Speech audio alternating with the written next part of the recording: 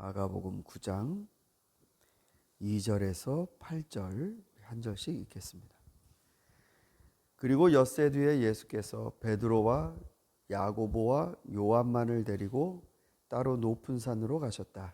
그런데 그들이 보는 앞에서 그의 모습이 변하였다.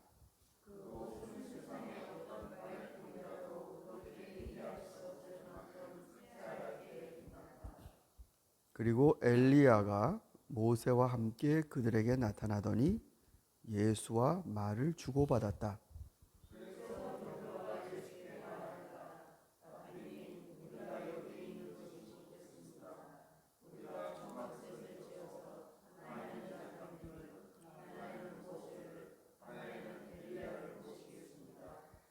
베드로는 무슨 말을 해야 좋을지 몰라서 이런 말을 했던 것이다. 제자들이 겁에 질렸기 때문이다.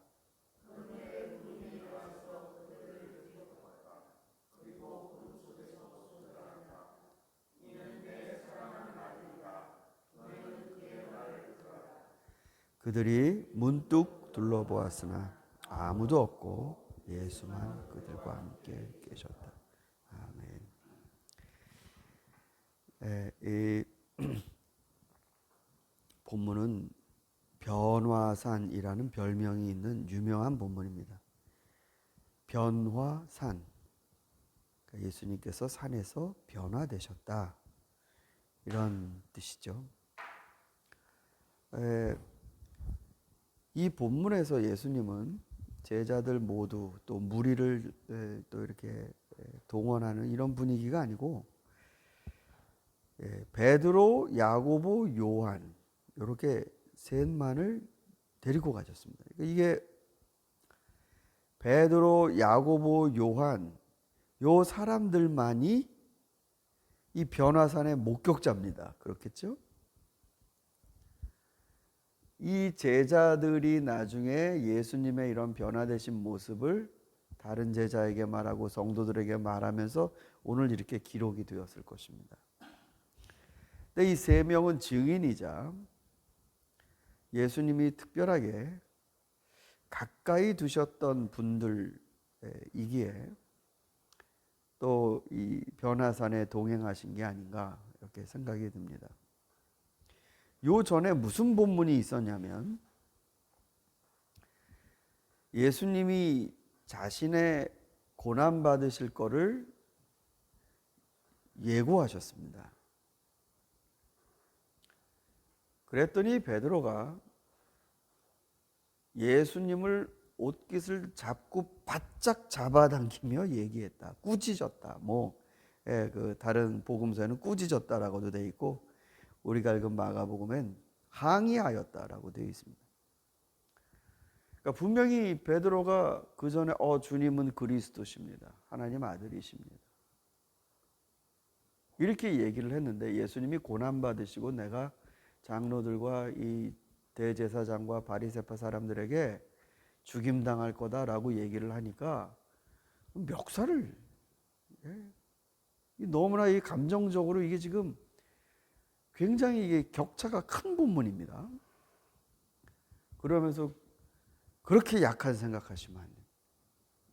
어떻게 그리스도 이 땅에 정말 이제 통치하실 분이 그런 식으로 마음을 가지시면 안 됩니다. 이런 그 자기의 불만이 있었을 겁니다. 그때 주님은 사탄아 물러가라. 네가 하나님의 이름 모르고 사람의 일만 생각한다. 이러시면서 꾸짖으셨습니다. 그러며 하시는 말씀이 누구든지 나를 따라오려면은 자기를 부인하고 십자가를 지고 나를 쫓아라. 그랬습니다. 자, 그런 다음 여러분 변화산 사건이 물론 그 중간에 다른 또 이 이야기들이 있습니다만 변화산 사건이 이제 등장하는 겁니다. 예수님이 요 셋을 데리고 높은 산으로 가셨습니다. 아마 이 세 명은 베드로, 야고보, 요한 우리가 초대교회사에서도 익히 알 수 있듯이 가장 영향력이 큰 제자들입니다. 그렇기 때문에 예수님과 더 많은 친밀감을 갖고 있고, 요즘에도 이제 우리 대통령이 새롭게 당선이 돼서 인수위원들이 꾸려졌는데, 그런 뜻을 같이 했던 동지들, 가까운 사람들, 그런 사람들이 큰 역할을 맡게 되는 게 정권 초기의 흐름이죠. 예수님께도 아마 이 사람들이 그런 친근함이 있지 않았을까. 어느 정도 일정 부분 기여를 하고, 예수님께도 이런 소리도 할 수 있고. 근데 그런 사람을 딱 부르신 겁니다.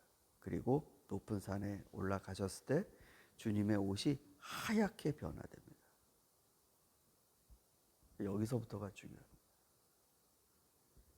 이 제자들은 그게 무슨 너무나 놀랍긴 놀라운데 그게 뭘 뜻하는지를 모릅니다. 그리고 갑자기 엘리야와 모세가 등장합니다. 아유, 구약 성경에 그렇게 위대한 인물 누굽니까? 아브라함도 있고 다윗도 있고 야곱도 있고 너무나 많은데 왜 엘리야와 모세일까? 여러분, 구약 성경을 예수님 당시에 구약이라는 단어가 있었겠습니까? 없죠. 그건 신약 성경이 나오고 난 다음에 구약이라고 이름 붙인 거지. 예수님 당시에는 정말 우리가 지금 보고 있는 구약을 뭐라고 불렀을까요? 모세가 기록한 거를 모세의 글에 따르면 그랬고요. 선지자의 대표는 엘리야였습니다. 그러니까 모세와 엘리야 그러면 구약 성경의 합입니다. 합. 그러니까 이미 이스라엘 백성들이 익히 알고 있었던 성경의 두 가지 중요한 맥락, 하나는 하나님의 율법, 하나는 하나님의 예언, 이 두 개의 기원이라고 할 수 있는 모세와 엘리야가 나타났다 이겁니다. 그리고 예수님과 얘기를 한다면 생각을 해보십시오. 상징적인 의미로 보면 예수님 오시기 전에 있었던 하나님의 말씀과 그리스도와의 대화입니다.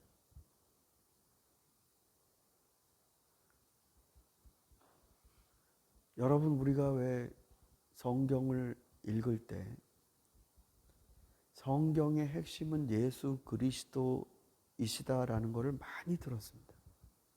성경의 핵심은 구약은 예수 그리스도께로 가고 신약은 예수 그리스도께로부터 시작된다. 중심.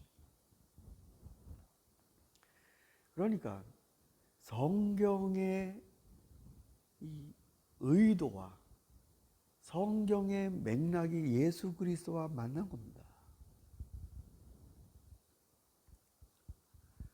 그런데 이제 베드로는 이제 그 엘리야가 왜 왔는지 모세가 왜 왔는지 이게 감도 없고 단지 두려움 때문에 주님 저희가 여기 있겠습니다. 여기 있겠다고 말하는 건 그 세 명이 모일 때 자기도 뭐 좀 껴보겠다는 뜻이 아니고요. 이렇게 엄청난 분들이 이렇게 모였는데 우리가 여기에서 뭐 종이라도 시종이라도 뭐 들어야 될 뭐 말씀하십시오. 뭐라도 하겠습니다. 뭐 움막을 지을까요? 뭐 이렇게 얘기를 하는 겁니다. 그러니까 이제 예수님, 모세, 엘리야 이렇게 있으면 그 압도적인 영광 때문에 야, 이분들 뭐라도 내가 옆에서 허드렛 일이라도 마련해 드려야겠다. 이 생각을 한 거죠. 그것도 역시 인간적인 생각이죠. 근데 하늘에서 음성이 들려옵니다. 이는 내 사랑하는 아들이다. 예수님 말씀하신. 그 다음이 중요합니다. 뭐라고 음성이 들려오죠? 너희는 그의 말을 들어라.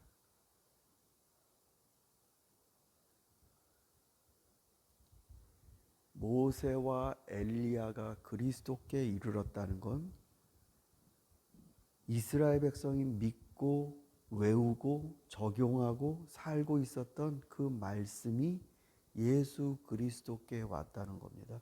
이건 성경의 핵심이란 말입니다. 너는 그의 말을 들어라. 그러니까 예수님 말씀을 듣는 게 모세의 말이고 예언자의 말인 겁니다.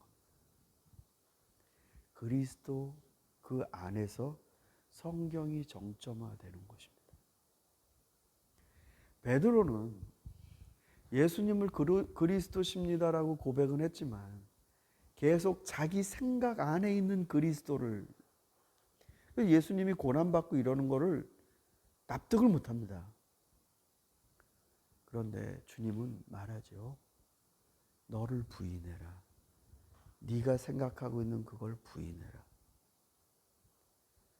여러분, 예수님 믿으시면서 그래 보신 적 있으십니까? 내가 봤을 때 이건 아닌데. 주님 그렇게 말씀하시니 제가 그렇게 따라 보겠습니다.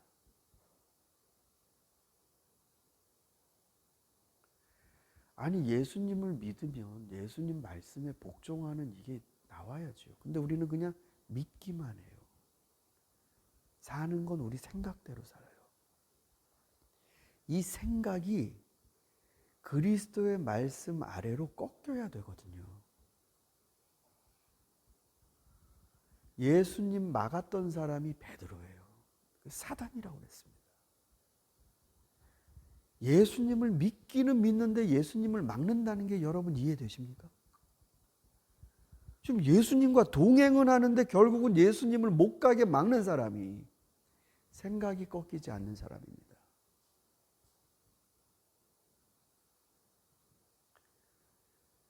(1907년도인가요) 아주 우리 한국 초대교회 역사에서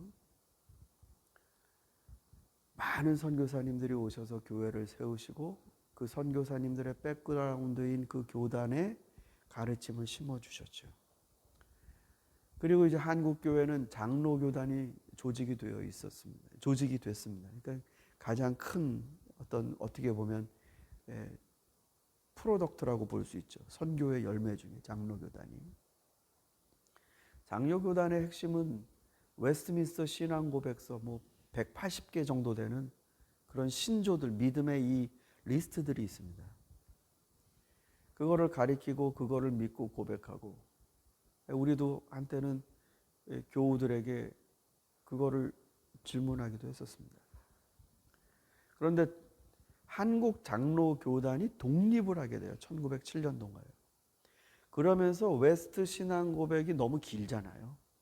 이거를 축약해서 12개의 신조로 줄여서 목사가 될 때, 장로가 될 때, 권사가 될 때, 전도사 세울 때, 평신도를 직분자로 세울 때 이 12가지 신조의 약속을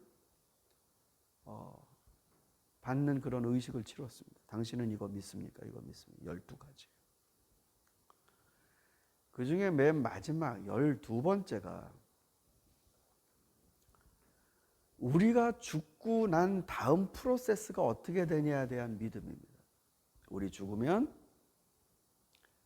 우리의 육신은 이 땅에서 잠이 들지만 우리의 영혼은 하나님 앞에 심판대 앞에 서고, 누구든지 심판대 앞에 서고, 그리고 그가 한 것에 따라 하나님 앞에서 심판을 받는데, 자, 여기서부터가 중요해요. 예수 그리스도를 믿고 복종한 자들은 사함을 받아.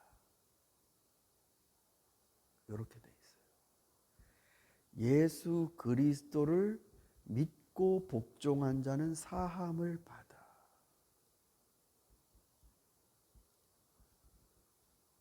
예수 그리스도를 믿는 자는 사함을 받아가 아니에요. 뭐라고요? 믿고 복종한 자요.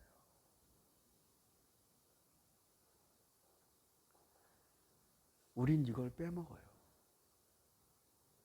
그래서 예수 믿는 자는 사함을 받는다 그러는데 장로교 원래 신조에 믿고 복종한 자라고 되어 있어요.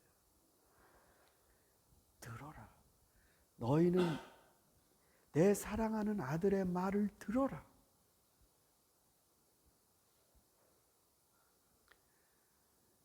예수님의 사랑에 압도당하여 주님을 믿고 감사하는 것까지 되면 끝난 게 아니에요. 여러분의 생각을 꺾으실 줄 알아야 합니다. 주님, 제가 인생 살아봐 모르는 그런 게 아닌 것 같지만 주님 그렇게 말씀하시니 따르겠습니다.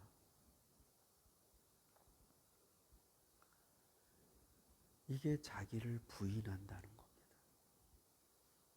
내가 살아왔던 내 경험과 지식과 그거를 그리스도 앞에서는 절대로 내세우지 않는 부인. 사랑하는 성도 여러분, 이거 베드로, 야고보, 요한 요 세 명에게만 해주시는 말씀이겠습니까? 이 아침에 우리가 이 말씀을 왜 읽게 되었을까요? 너희는 내 사랑하는 아들의 말을 들어라. 우리에게 해주시는 말씀이 아니겠습니까? 뒤집어서 말하면 예수는 믿지만 그리스도의 말씀 앞에서 네 고집을 꺾어라. 여러분과 제가 예수님의 말씀을 꺾은 자가 아니라 주님의 말씀 앞에 꺾인 자, 바로 그러한 그리스도인이 되기를 간절히 소망합니다.